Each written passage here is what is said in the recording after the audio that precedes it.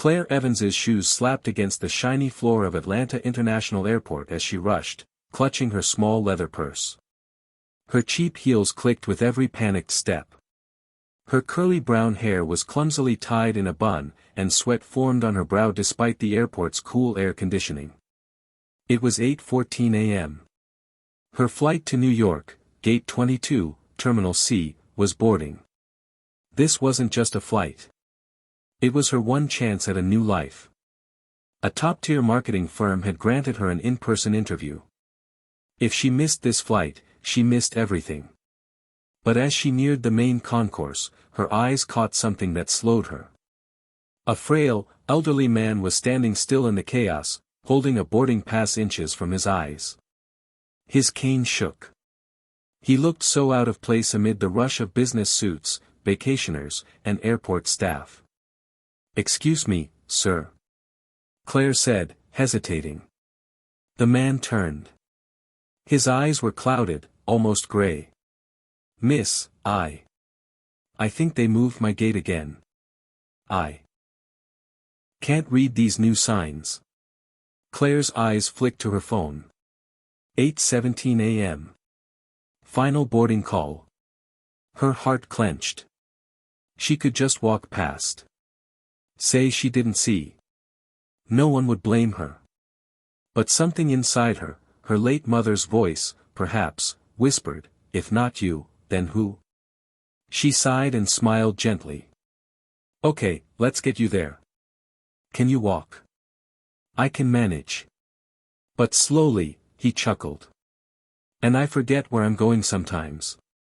Claire bit her lip. "I'll figure it out later," she told herself. He needs help now. By the time Claire helped the man through TSA assistance, got him to gate 14, and made sure he was seated safely, 26 minutes had passed. The old man turned to her. "You're an angel." "Thank you, miss." "Claire," she smiled. "Claire. I'll remember that name." She smiled, waved, and turned to bolt. But her flight was gone. She arrived at gate 22 just in time to see the jet bridge pulled away. "No, no, please," she gasped, panting. The gate attendant looked apologetic. "I'm sorry, ma'am. They closed the doors 2 minutes ago." Claire stared at the window, watching the plane roll toward the runway. Her job interview, gone. She sat down on the cold metal bench. Her hands trembled. Her future, the one she'd dared to dream, had just taken off without her. Claire bought the cheapest black coffee she could afford from the airport cafe and sat in silence, eyes unfocused. Her phone rang. It was the firm. She answered, trying to hide the sadness in her voice. "We understand delays, Miss Evans," the HR rep said politely, "but unfortunately, we have back-to-back appointments today. There won't be another opening for at least 3 months." Claire nodded slowly. I understand." She hung up. That was it. Months of working triple shifts, saving every dime, skipping dinner so her younger siblings could eat, all for nothing. Her vision blurred with tears. People walked by without noticing. Her phone battery ticked down to 3%. She felt invisible. And then a voice cut through. "Claire." She looked up. It was the old man. "How did you find me?" she asked, stunned. "You helped me."